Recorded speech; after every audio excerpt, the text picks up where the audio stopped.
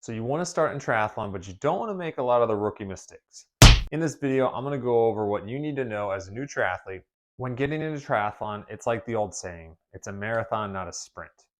If you start out too fast in racing, then you're going to get tired moving forward and not going to be able to finish fast. Same thing goes with triathlon. Start small, gradually build up to the races that you want to do. So if you're starting triathlon this year, start with a sprint. You get to learn a lot with that.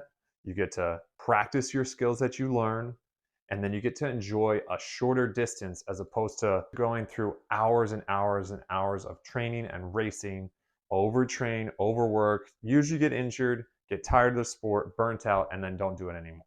So here are the 8 common mistakes triathletes make.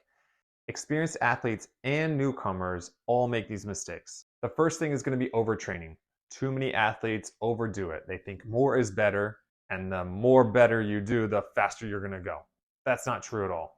Rest is crucial. Overtraining is serious, and it causes a lot of injuries. I'm a physical therapist. I see overtraining injuries every single day in the clinic that I work at.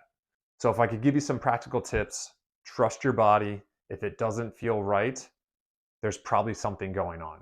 There's no medal for someone that pushes through injury to get to the finish line, aside from maybe having to deal with pain for a long period of time. Some common overuse injuries happen to the ankles, the knees, the hips, the back. If you notice something is a little off, go get it checked out, reach out to a professional, some treatment or some education on what you need to do to improve your skills. These skills could be running, swimming, biking, or stretching, strength training. All that plays into reasons why you might have an overuse injury. Most athletes often neglect the stretching and strength training to avoid these overtraining injuries. As a physical therapist, I educate people on what they're limited in terms of range of motion and what they're limited in terms of strength and endurance. If you find that you have weakness in your hip and that there's pain that's associated with that at the end of a long run, or back pain that's associated with a longer bike ride, then if you address the strength in your hip, you're going to be better in your run, more power, no pain, going to be able to train more.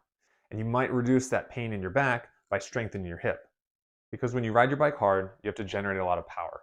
If you don't have the power from the hip that's supposed to move you forward, then your body's really good at compensating and using different muscles. Believe me, I've had an injury to my hip, caused a lot of weakness.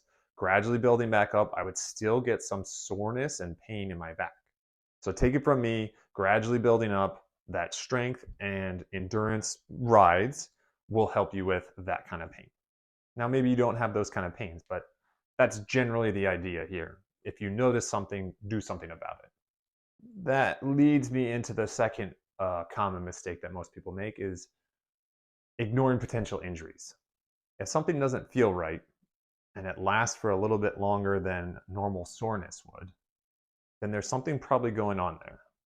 Think about what you did.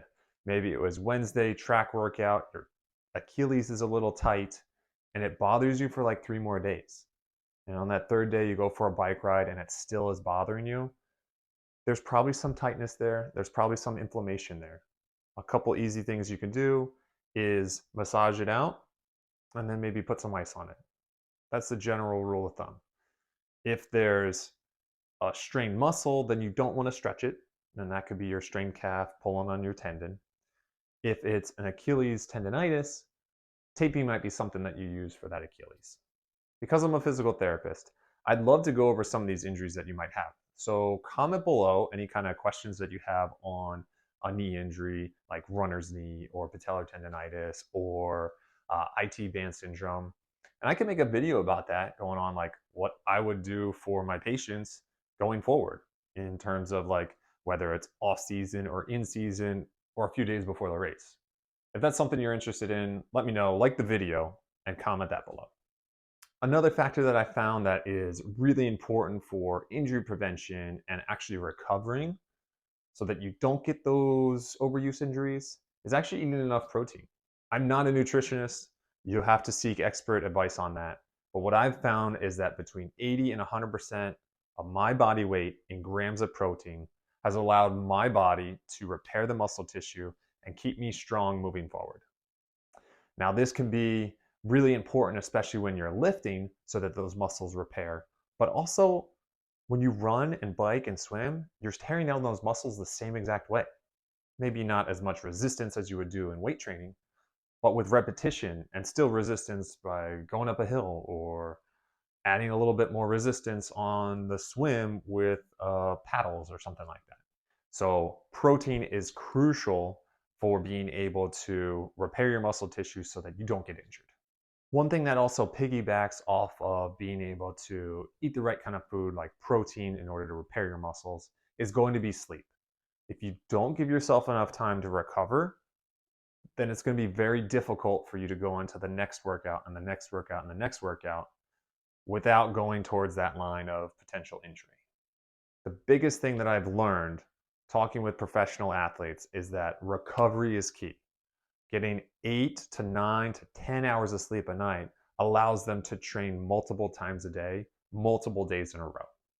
So now, as a age grouper, I'm not going to be training multiple times a day, multiple days in a row, racing multiple weekends in a month, but the recovery needed to avoid injury and feel good, talking to friends and family and not being easily irritable is so much better if I just get some sleep. I always tell people everything in life is easier with some sleep. So if you agree, give me a thumbs up. Number 5 is going to be all about hydration. Whatever kind of liquid that you're drinking is going to be important for helping you recover and stay hydrated. The rule of thumb that I go by is half your body weight in ounces of liquid per day. So it could be any kind of liquid, any kind of like hydration, electrolyte drink, something along those lines. Now, half your body weight in ounces of liquid is going to be on days where you're not really training. So when you do a workout, you have to add more to this equation. So if I went for an hour bike ride, I would need at least another 20 ounces of liquid, whether it's electrolytes or water, to help me recover. The nice thing is if you are working on your protein intake, let's just say you have a protein shake after you work out, you might have 12 to 16 ounces of water or milk or whatever you put in your protein shake after the workout. So that helps you stay hydrated throughout the day. Number 6 is going to be under fueling. A lot of athletes think that, hey, I'm going to go train for this sprint, Olympic, half Ironman distance race, and I'm going to lose weight. Now, if you're doing it for losing weight, that's one thing. When you are training for something and trying to do well at it, your goal should not be to lose weight. The goal should be able to eat healthy, recover, replenish all those calories that you just burned in order for you to be ready for the next workout. This plays into the overuse injuries. If you underfuel and push yourself too hard, there's going to be this gap in energy that's needed. When you don't have as much energy to do the stuff you want to do, that's often when people get injured. Let's just say you're dehydrated and then you do a sprint workout around the track. Those muscles aren't primed and ready to fire like they should on a track workout, so there's a higher risk of injury due to that. Number 7 on my list is going to be recovery. Most new athletes ignore recovery. Like I said, they want to do more, better, faster, stronger, all that kind of stuff. Ignoring the stretching, ignoring the rest part of recovery is really lacking in new people. If you can have a focused rest week every 2 to 4 weeks with less overall load in terms of training compared to the weeks prior, that's going to be really helpful. And then I really stress a rest day every single week. So you can have 6 days, depending on what race you're kind of training for. You might have more than one rest day, but at least one rest day to take you away from training and still enjoy life. You and I are not professional athletes here. So the reason why we do this sport is to enjoy it and have a good time and build a community, not to get injured, irritable, tired, and frustrated at working out. And that leads me right into my 8th common mistake that most triathletes make, and that's skipping out on the fun. Race day should be fun, training should be fun, you should be able to build a community and meet people and train with somebody. You never know what kind of relationships will open doors in the future and how much fun you might have with them. So instead of doing that very structured 1-hour workout, maybe you join a more casual bike ride. You still get the workout in, you get the community. You might focus more on like bike handling skills as opposed to whatever Training Peaks or whatever platform you use for in terms of training. But I find that if you enjoy your workouts, enjoy the people you're around, and enjoy racing, you're going to stick to it for a longer period of time. And I found that triathlon has been the best sport for me in my adult life.